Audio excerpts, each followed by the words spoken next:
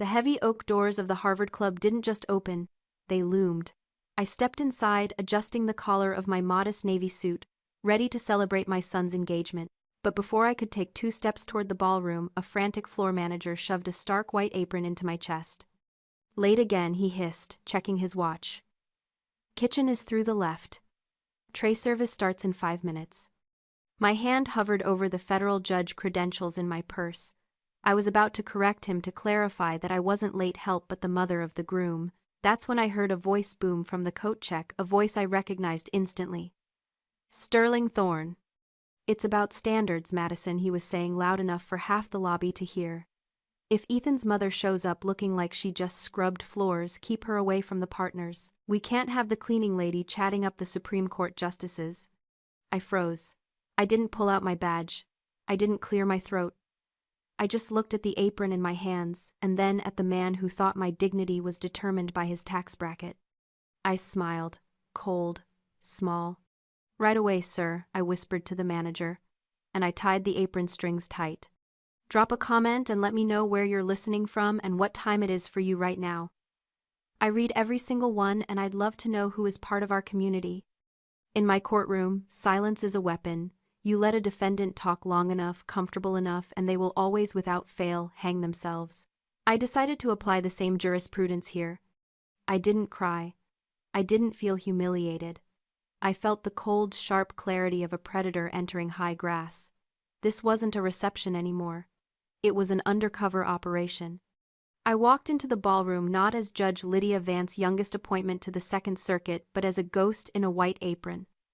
The transformation was instantaneous. It is a psychological phenomenon I have studied for years, the Grey Rock method. By making myself uninteresting, flat, and subservient, I became invisible.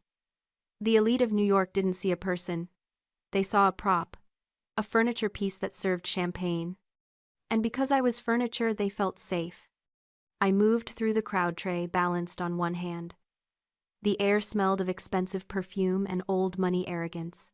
Across the room, I locked eyes with my son Ethan. He was standing next to the champagne tower, looking handsome but anxious in his tuxedo. His eyes widened when he saw me. He took a step forward, his mouth opening to shout, "Mom!" I didn't wave. I didn't smile. I gave him the look. It is the same look I give a bailiff when a defendant is about to have an outburst, a microscopic shake of the head, a narrowing of the eyes that says, "Stand down, let this happen." Ethan knew that look. He had grown up with it. He hesitated, then closed his mouth, stepping back into the shadow of a pillar. Good boy. He realized perhaps for the first time that his mother wasn't just a parent, she was a strategist. I circled the perimeter, moving closer to the Thorne family. Sterling Thorne was holding court near the orchestra, a glass of scotch in one hand, gesturing wildly. He was comfortable. He felt like the king of the jungle here. He didn't know that the jungle has eyes. I watched his daughter Madison, my son's fiancée. She was wearing a dress that likely cost more than my first car, something made of silk and diamonds. But she didn't wear it with grace. She wore it like armor. I watched her snap her fingers at a busboy to take her empty glass, not even breaking eye contact with her conversation. No thank you. No acknowledgement of his existence. "They are so lucky we're even considering this merger," Sterling laughed, his voice carrying over the music. "Ethan is a bright kid, sure. But let's be honest. He's marrying up. Way up. We're doing a charity case here." I felt a flash of heat in my chest, but I poured it into a mental folder labeled Evidence. This was the discovery phase. And unlike in my courtroom, the opposing counsel didn't know the trial had already started. I drifted closer, refilling a glass near his elbow. "More scotch, sir?" I asked, keeping my voice flat, stripping it of all my education, all my authority. Sterling didn't even look at my face. He waved a dismissive hand at me like I was a fly. "Keep it coming. And try not to spill it on the Italian leather." "Of course, sir," I murmured. I walked away, the adrenaline settling into a cold, hard knot in my stomach. They thought I was serving them drinks. In reality, I was serving them a rope, and I was going to let them use as much of it as they wanted. The double doors swung shut behind me, cutting off the swell of the orchestra and the sharp laughter of the Thorne family. The sudden silence of the service corridor was jarring. It smelled of industrial strength, dishwasher fluid, and burnt coffee. To most people, this hallway was a place to hide. But as I leaned against the cold tile wall, taking a breath, I didn't feel hidden. I felt grounded. I looked down at my hands. They were manicured now, soft from years of lotion and climate-controlled chambers. But the phantom ache in my knuckles was still there. 30 years ago, I didn't wear a federal judge's robe. I wore a gray jumpsuit. I worked the night shift at the Bronx Supreme Court, pushing a mop bucket across the marble floors I would one day rule over. I remembered the specific sound my textbooks made when I propped them open on a wet floor sign, stealing 5 minutes of study time between emptying trash bins. I learned the law by cleaning up after the people who practiced it. Sterling Thorne looked at a server and saw a failure of ambition. I looked at a server and saw the hunger that built empires. That was why I didn't tear off the apron in the lobby. That was why I didn't scream. Because wearing this uniform didn't lower my status. It reminded me of my source code. I closed my eyes, running the numbers in my head. A habit I never broke. Ethan didn't know the full extent of the ledger. He didn't know that when his father left, I liquidated my small retirement fund to keep us in the good school district. He didn't know that his semester abroad in London cost me 3 years of vacations I never took. I had been the silent investor in his life, pouring equity into his character, compounding interest on his integrity. The Thornes, they were late-stage investors. They showed up when the stock was already high, trying to acquire a controlling interest in a company they didn't build. I thought about the check Sterling bragged about writing for the wedding venue. $50,000. He thought that gave him the right to treat my son like a lucky charity case, and me like the help. He was mistaken. I wasn't just a mother protecting her cub. I was a majority shareholder protecting her asset. And I was beginning to suspect that this merger was toxic. A young busboy brushed past me, carrying a tray of dirty glasses, his eyes on the floor. "Excuse me," he mumbled. "Chin up," I said, my voice dropping automatically into the tone I used for junior clerks. "You're the only reason this party is happening. Never apologize for working."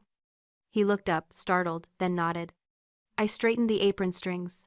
The nostalgia was over. The justification phase was complete.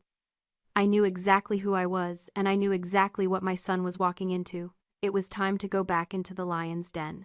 I pushed the doors open, letting the noise of the party wash over me again. I wasn't just serving drinks anymore. I was collecting receipts. The ballroom was louder now, the alcohol having stripped away the first layer of social varnish. I moved back into orbit, a satellite tracking the gravitational pull of the Thorne family ego. I found them near the floor-to-ceiling windows posing for photos. Madison was the center of gravity, radiating a blinding, brittle kind of charisma. She was flanked by her bridesmaids girls, who looked less like friends and more like accessories chosen for their ability to not outshine the bride. I watched Sophia, the young server I'd seen earlier, approach the circle. She was holding a silver tray of crab cakes, her hands trembling slightly. She waited for a break in the conversation, polite, deferential. "Hors d'oeuvre, Miss Thorne," Sophia asked softly. Madison spun around her face, twisting in a flash of irritation that was so fast, so ugly, it was almost impressive. "God, no," Madison snapped, recoiling as if Sophia had offered her a petri dish of bacteria. "I specifically told the coordinator no shellfish near the bridal party. Are you trying to kill me, or are you just incompetent?" The music seemed to stop in my ears. Sophia paled, her grip on the tray slipping. "I'm so sorry, I didn't know." "Clearly you don't know much," Madison cut her off, her voice carrying that sharp nasal edge of practiced disdain. "Go away. Before you ruin the dress." Sophia turned to leave, her eyes welling up, but in her haste, she bumped the edge of a high-top table. A single flute of champagne wobbled and tipped, splashing a few drops onto the marble floor, nowhere near Madison's precious gown. But you would have thought a bomb had gone off.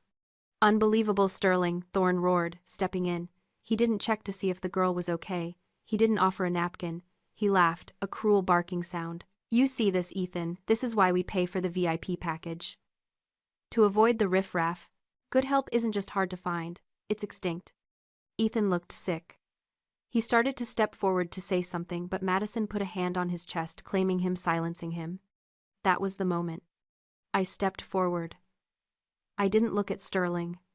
I didn't look at Madison. I knelt down on the cold marble floor next to Sophia. "It's just water and grapes, honey," I whispered, pulling a cloth from my apron. "It wipes right up." Sophia looked at me terrified. "I'm going to get fired." "You won't," I said, my voice steel wrapped in velvet. "I promise." As I wiped the floor, I looked up. From my vantage point on my knees, the angle was perfect. I saw Madison Thorne towering above me, sneering, sipping her drink. She thought she was the queen of this castle because she was standing and I was kneeling. She didn't understand the oldest law of power. Noblesse oblige. True nobility serves. It protects. It lifts up. The weak, the truly weak, are the ones who need to step on others to feel tall. I looked at her $8,000 dress and saw a cheap costume. I looked at Sterling's Italian loafers and saw a man with no soul. I stood up holding the dirty cloth. I caught Madison's eye. For a second, just a second, she looked unsettled. Maybe she saw something in my face that didn't belong on a server. Maybe she saw the judge. "All clean, miss," I said, my voice devoid of warmth. "About time," she huffed, turning her back on me. I walked away, but I wasn't gathering evidence anymore. The trial was over. The verdict on her character was guilty. Now I was just waiting for the sentencing phase, and I needed to make sure the punishment fit the crime. I traded the tray of crab cakes for a bottle of vintage Dom Perignon and moved toward the corner table. This was the inner sanctum. The air here was thinner, colder. It was where the partners stood in a tight phalanx of black tuxedos, their backs turned to the rest of the party. They weren't discussing the wedding. They were discussing the kill. As I approached, Sterling Thorne was leaning in, his voice dropped to a conspiratorial purr that carried the weight of pure arrogance. "The Meridian antitrust merger is a done deal, gentlemen," Sterling said, swirling his scotch. $40 billion, the biggest payout this firm has seen in a decade. I poured champagne into the glass of the man next to him, a senior partner I recognized from his bio on the firm's website. He looked nervous. "I don't know, Sterling," the partner said. "The Department of Justice is breathing down our necks, and the case just got assigned to Judge Vance in the Second Circuit. I've heard she's meticulous." My hand didn't shake. I filled the glass to the perfect rim, not spilling a drop.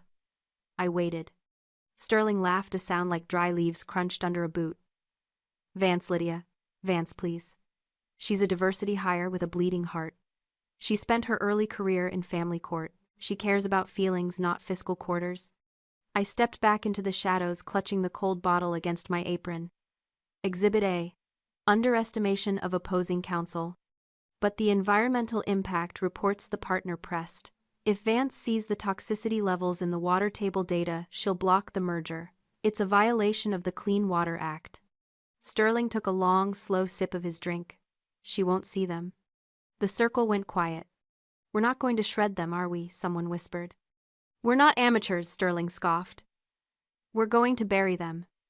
We dumped the toxicity reports in the middle of the discovery handover. Box 4000 right between the cafeteria receipts and the parking validation logs. She's a federal judge with a backed-up docket. She doesn't have the time, and she certainly doesn't have the brainpower to dig through 2 million pages of discovery to find the one chart that matters. I felt a cold thrill race down my spine. It was a sensation I usually only felt when a jury foreman stood up to read a verdict. He had just admitted to spoliation of evidence. He had just admitted to a conspiracy to defraud the court, and he had done it in front of the very judge he planned to deceive. "We steamroll her," Sterling concluded, raising his glass. "We walk in there, we use big words, we bury the bodies, and we walk out with $40 billion. To the Meridian merger." "To Meridian," the men chorused. I adjusted the towel over my arm. In my head, I wasn't serving drinks anymore. I was drafting a bench warrant. "More champagne, gentlemen?" I asked, my voice invisible. "Keep it coming, sweetheart," Sterling said, turning his back to me again. I walked away, the bottle heavy in my hand. He thought he was burying the evidence. He didn't realize he was burying himself. The merger was the main course, but Sterling wasn't done feasting. He was drunk on power now, the kind of intoxication that makes men careless. He draped an arm around the senior partner's shoulder, shifting the topic from federal crimes to family triumphs. "And it's not just the firm winning today," Sterling beamed, gesturing toward his daughter across the room. "Madison just secured the summer associate position at the Solicitor General's office. The D.C. internship." The partner raised an eyebrow. "Impressive. That program accepts, 3 applicants a year. It's usually reserved for the top 1% of the Ivy League." I froze. I knew that program. I sat on the oversight committee. The selection process was blind, rigorous, and based entirely on merit. Madison Thorne, who I had just watched abuse a server for a mistake she didn't make, did not have the temperament or the transcript for that seat. Sterling chuckled, a low, oily sound. Let's just say the selection committee suddenly remembered how much they enjoy the new reading room I funded. They had to make some administrative adjustments. Adjustments, the partner asked. There was some girl. Sterling waved his hand dismissively. Some nobody from a state school. Perfect LSAT score apparently. A real striver. But she doesn't have the pedigree. We couldn't let a slot like that go to waste on someone who doesn't have the connections to use it, so her application got misplaced. My blood ran cold. It wasn't just nepotism, it was theft. I looked over my shoulder toward the service entrance. Sophia was sitting on a milk crate during her 5-minute break. She had a thick book open on her lap. I squinted. It was an LSAT prep guide. The pages were dog-eared, the margins filled with notes in cheap blue ink. The pieces clicked together with the terrifying precision of a closing argument. Sophia wasn't just a server. She was the nobody Sterling was talking about.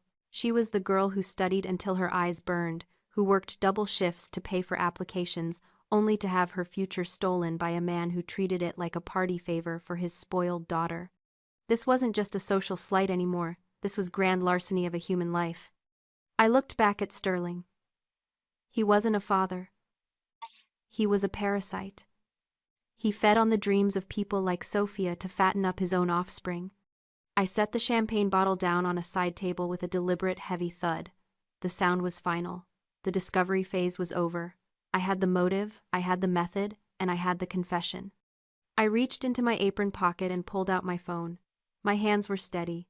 I opened a contact named Senator Reynolds. He was the keynote speaker currently in the green room, and my oldest friend from law school. I typed 2 sentences. Code blue in the kitchen. I need a witness. I hit send. I wasn't just the mother of the groom anymore. I was the judge. The kitchen doors swung open with a heavy thud, silencing the nearby conversation. Senator William Reynolds stood in the frame, flanked by 2 security detail agents. He was the keynote speaker, a man whose face was on every news channel in the country. Sterling Thorne's face lit up. He smoothed his tuxedo jacket, stepping forward with his hand extended, ready to claim connection to power. Senator and honor. Sterling Thorne, managing partner of... Reynolds walked right past him. He didn't even blink. He walked straight to the service station where I was standing holding a dirty rag. Lydia, Reynolds asked, his voice booming in the sudden quiet of the room. Judge Vance, why on earth are you wearing an apron? The silence that followed was absolute. It was the kind of vacuum that happens when a bomb detonates, but the sound hasn't caught up to the blast wave yet. Sterling's hand was still extended in the air, grasping at nothing. He looked at the senator, then at me, the cleaning lady, then back at the senator. His face went from flushed to an ashen gray in 3 seconds flat. Judge Madison whispered, her champagne glass tilting dangerously. I reached behind my back and untied the knot of the apron. I pulled the white fabric over my head, folded it neatly, slowly, and placed it on the tray next to the empty glasses. I smoothed the lapels of my navy suit. I wasn't just Sarah Martinez anymore. I was the Honorable Lydia Vance. Actually, Miss Thorne, I said, my voice projecting to the back of the room, without me raising it a decibel. I am the presiding judge on the Second Circuit Court of Appeals, the same court that is currently reviewing your father's $40 billion merger. Sterling made a choking sound. Judge Vance. We had no idea. Clearly, a misunderstanding. We were just joking about the... Joking, I cut him off. I stepped into his personal space. He shrank back. Was it a joke when you admitted to a conspiracy to violate the Clean Water Act? Was it a joke when you detailed your plan to bury the toxicity reports in box 4000 of the discovery files? The blood left his lips completely. That is... privileged conversation, he stammered. Not when you shouted at a waiter in a crowded room, Mr. Thorne, I said coldly. There is no attorney-client privilege in the catering line. You admitted to spoliation of evidence in front of a federal judge and a United States senator. I nodded at Reynolds, who crossed his arms and glared at Sterling. I can explain, Sterling wheezed. You will, I promised, at your disbarment hearing. I turned to Madison. She looked small now. The armor of her expensive dress had dissolved. She looked like exactly what she was, a child playing dress-up. And as for the Solicitor General's internship, I continued watching her flinch. I sit on that oversight committee. We take academic integrity very seriously. I'll be personally pulling your file tomorrow morning. I'm very interested to see how an application was misplaced to make room for you. Mother, do something. Madison grabbed her mother's arm, but her mother was staring at the floor, wishing she could dissolve into the carpet. Ethan, I said, turning to my son. He stepped out from the shadows. He didn't look scared anymore. He looked relieved. He looked at Madison, then at me. He walked over and stood by my side. Ready to go, Mom? He asked.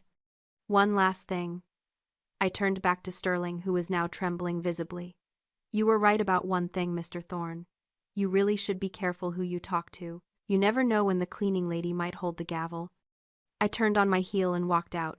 The silence held until the heavy doors swung shut behind us. I didn't stay for the cake. By the time the Harvard Club staff was serving dessert, I was already in a cab, my heels kicked off, drafting an affidavit on my phone. The fallout was swift. It wasn't a scandal, it was an implosion.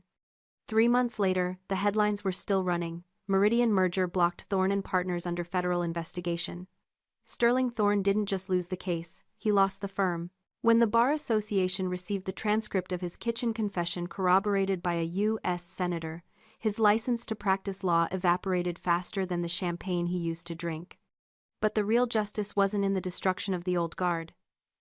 It was in the reallocation of the assets. I sat in my chambers, the morning sun hitting the mahogany desk.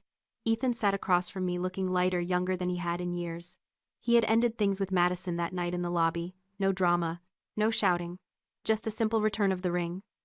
She called me yesterday, Ethan said, stirring his coffee. She's working at a boutique in Soho, part of her community service agreement. She said her feet hurt. I smiled, signing a document. Good. Pain is an excellent teacher. Maybe she'll finally learn that respect isn't an inheritance. And the internship? Ethan asked. I opened the top drawer of my desk and pulled out a fresh file. That was the easiest ruling I've ever made. The scene shifted in my mind to the previous week. I had tracked down Sophia, the server from the gala. I found her in the library, buried under the same LSAT books. When I handed her the acceptance letter to the Solicitor General's program, the one Madison had tried to steal, she didn't scream. She didn't jump. She just cried, silent and shaking the way people do when they've been invisible for so long they forget what it feels like to be seen. She starts Monday, I told Ethan. She didn't need a favor, she just needed a fair trial. I stood up and walked to the window, looking out over the city. The skyline was filled with towers of glass and steel monuments to power and money. But down on the street, the real city was moving. The janitors, the servers, the bus drivers, the invisible army that keeps the world turning. I thought about the apron folded neatly in my closet at home, right next to my judicial robes.